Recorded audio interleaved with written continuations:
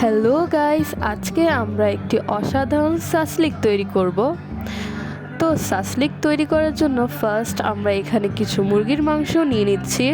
এখানে আমি 1 চামচের মতো গুঁড়ো মরিচ ব্যবহার করছি, 1 চামচের অর্ধেক চামচ হলুদ ব্যবহার করছি।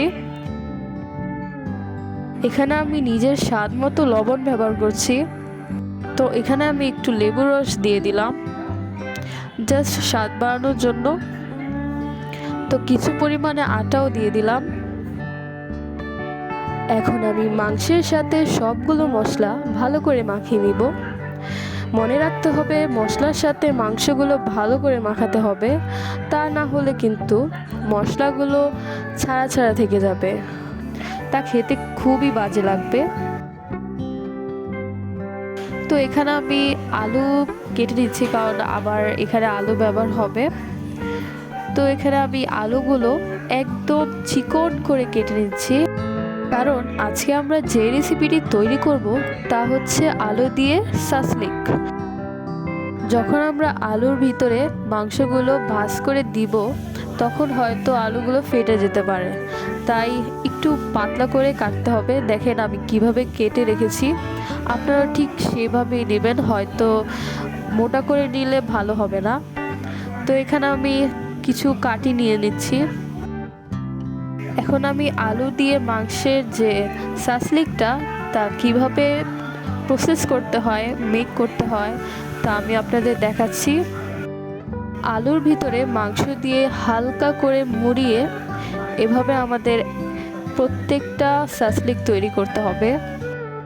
আর এই ক্ষেত্রে কিন্তু আপনাদের মাংসের যে পিসটি তা কিন্তু অবশ্যই ছোট হতে হবে, তা না হলে প্রসেসিংয়ে অনেক সমস্যা হবে। আর এই মাংস দিয়ে আলুর যে সাসলিকটা খেতে কিন্তু খুবই মজা।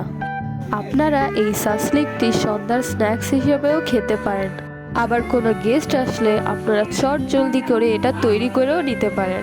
খুবই সহজ এবং খুবই মজাদার। আপনারা ভালো করে যে সাসলিক বানানোর যে প্রসেসটি তা দেখে নিন, যাতে আপনাদের বানাতে কোনোই সমস্যা না হয়। তো দেখেন সবাই, আমাদের যে সাসলিকটি বানানোর প্রসেস তা অর্ধেক প্রায় হয়ে গেছে। এখন এগুলো ভাজার পালা। এখন গরম তেলে এই সাসলিকগুলো ছেড়ে দিব। তো এখন গরম ধোয়া ওঠা তেলে এই সাসলিকগুলো আমরা ছেড়ে দিব, যাতে ভালোভাবে ভাজা হয়। আপনারা চেষ্টা করবেন যেন তেলগুলো গরম হওয়ার পর আপনারা সাসলিকগুলো তেলে ছাড়েন, কারণ গরম না হলে কিন্তু সাসলিকগুলো তেলে একদম ভরে যাবে, সাসলিকের ভিতরে তেল ঢুকে যাবে।